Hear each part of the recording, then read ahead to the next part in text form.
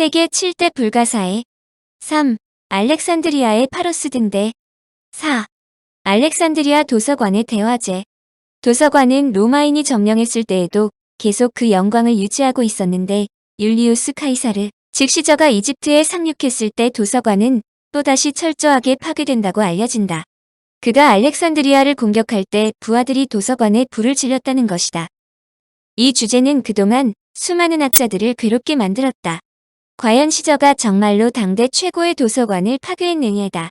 당대 세계 최고 문화재를 파괴한 장본인, 즉 고대 세계에 가장 큰 재앙을 갖고 온 사람으로 시저를 거론하는 것이 껄끄럽기 때문이다. 이 문제는 기본적으로 카이사르에게 원인이 있다. 기원전 48년 카이사르가 알렉산드리아시를 점령하는 동안 항구에서 엄청난 이집트 함대를 발견하고 그의 부하들에게 이집트 선박에 불을 지르도록 했다. 그런데 불이 번져 창고 및 일부 무기고가 포함된 해안에서 가장 가까운 도시의 일부로 퍼졌고 이때 인근에 있던 도서관도 화재로 파괴되었다는 것이다. 로마의 철학자이자 극작가인 세네카는 기원전 63년에서 14년 사이에 쓰여진 리비의 로마 역사를 인용하여 카이사르가 시작한 불로 4만여 개의 두루마리가 파괴되었다고 적었다. 역사가 플루타르크 역시 화재로 대도서관이 파괴되었다고 언급하여 이 문제는 시저의 귀책으로 알려졌다. 그런데 로마 역사가 디오카시우스는 화재로 인한 창고에 대해 언급하면서 다소 다른 내용을 적었다. 그는 자신의 져서 사라진 도서관 내서 거대한 도서관 자체가 아니라 수출을 기다리는 항구 근처 창고에 보관된 사본이 파괴되었다고 적었다.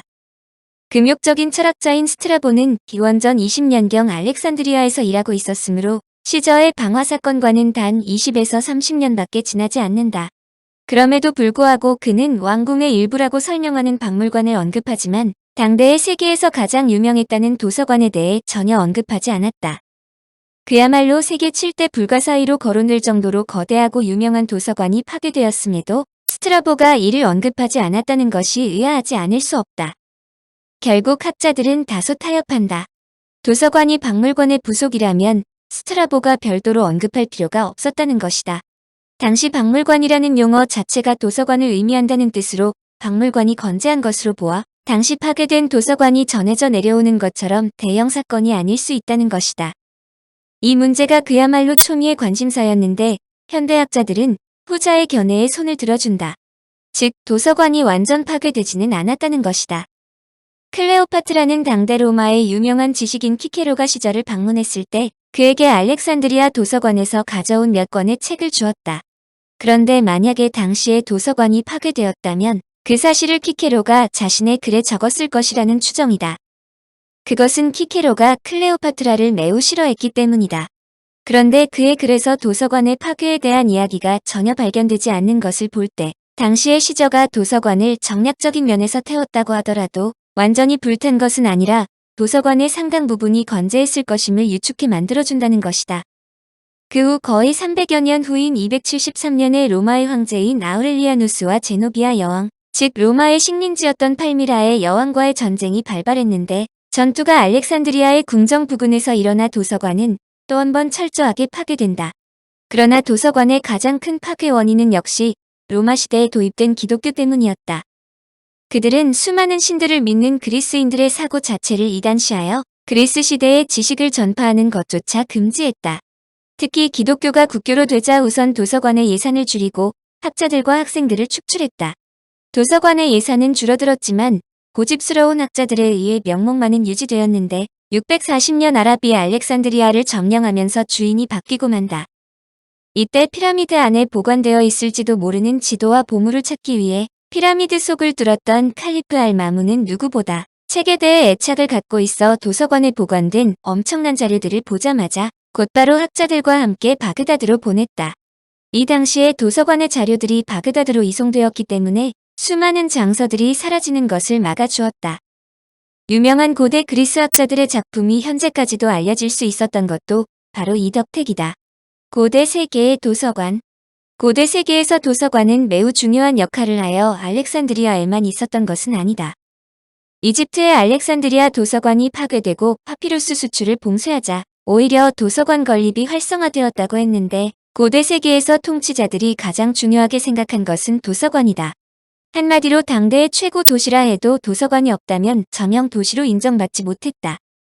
그러므로 아테네, 콘스탄티노플, 에페소스에 거대한 도서관이 있었고 수메르와 아시리아에 거대한 도서관이 있었다. 이집트의 알렉산드리아보다 연대가 훨씬 상회하는 중동에 대해 설명한다. 아시리아의 수도 니네베에 있었던 아시리아 궁전 도서관, 일명 아슈르바니팔 도서관은 기원전 7세기에 건설되었는데 이곳에 무려 3만 개의 점토판이 보관되었다고 알려진다. 서령 문자로 된 점토판에 신들을 찬양하는 내용은 물론 신화와 판결, 일상 내역들도 적혀 있는데 다른 곳에 보관되어 있는 것을 복사하거나 기부 또는 정복으로 획득한 것 등이다. 이들은 체계적으로 관리責임이 붙었고 봉인되었다. 도서관은 니네베뿐만 아니라 바빌론, 카르, 시파, 우루크에도 있었다. 중요한 것은 각 도서관에서 사본 만드는 것을 장려했다는 점이다. 도서관에서는 현대의 도서관이나 연구소의 기능처럼 텍스트를 참조하고 복사하는 것을 허용했다. 또한 현대와 마찬가지로 전문 내역을 연구하는 전문학자들을 초청하여 강의를 했고 도서관은 지식인들이 모여 동료나 방문객들과 여러 가지 문제들을 논의하는 장소로 활용되었다.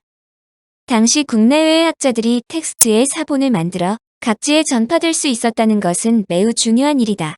이는 이들의 텍스트가 되도록 널리 전달되어야만 당대의 가장 중요한 종교적 의식 즉 주문 등을 정확하게 파악하고 전도할 수 있으며 더불어 수학 및 천문학 분야의 학술적 발견, 의학 및 예언 등을 올바르게 읽어야만 실생활에 도움이 된다고 생각했기 때문이다.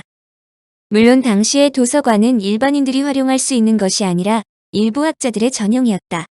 대부분의 도서관은 신성한 사원과 결합되거나 행정부 또는 왕실기록 보관소의 일부였다.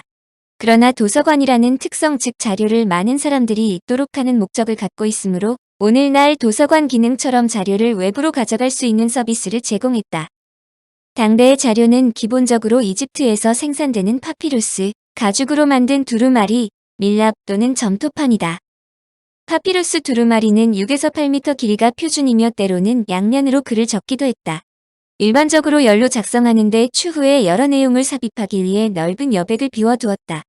파피루스를 보다 오래 보존하기 위해 삼나무 기름을 발라 벌레를 막았고 나무 막대기로 감싼 형태로 보관했다. 가죽 두루마리는 재료를 무두질하여 만들거나 양피지의 경우 슬레이크 슬라임에 담근 다음 경석을 사용하여 긁어내고 다듬었다. 로마 시대에는 양피지를 가죽끈이나 스티칭으로 묶어 코덱스 책을 만들었으며 때로는 가죽이나 나무로 된 덮개를 사용했다. 코덱스란 현대의 책과 비슷한 형태로 낱장을 묶어서 표지로 싼 것을 의미하며 인쇄되지 않고 사람 손으로 씌어진 옛날 책들을 가리킨다.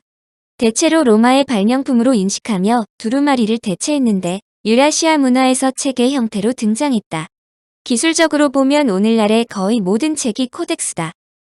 코덱스가 고대 시대에 많이 활용되고 더 많은 자료를 삽입할 수 있는 것은 물론 특정 구절을 보다 쉽게 찾을 수 있으며 선반 공간을 덜 차지하기 때문이다. 이는 현대도 마찬가지다. 다소 놀라운 것은 로마 시대이다. 로마 시대에는 각지에 있는 공공도서관에서 모든 로마인들이 원하는 대로 방문하여 책을 읽을 수 있었다. 도서관마다 보관된 자료에 대한 색인도 마련되어 있으므로 이를 찾아 읽는데 그다지 어려운 일은 아니었다. 그리스 도서관은 이집트와 연계되므로 간략하게 설명한다. 당시 그리스 도서관은 파피루스 두루마리로 대변되는데 자료에 의하면 이들을 기원전 5세기경부터 아테네의 시장에서 자유롭게 구할 수 있었다고 전해진다. 유명한 수집가 중에는 사모스의 폭군 폴리크라테스가 알려지는데 그는 기원전 6세기경의 사람이다. 또한 아테네의 페이시스트라토스가 아테네의 도서관에 크게 기여했으며 가장 유명한 사람이 알렉산더의 스승인 아리스토텔레스다. 그는 당대 아테네에서 가장 저명한 수집가였다고 하는데 사실 그의 방대한 저술은 이들 자료에 의했음은 물론이다. 그리스의 헬레니즘 지도자들이 도서관을 중요하게 인식한 것은 도서관을 자신들의 통치 방법의 일환으로 보고 도서관 활용을 적극적으로 활용했기 때문이다.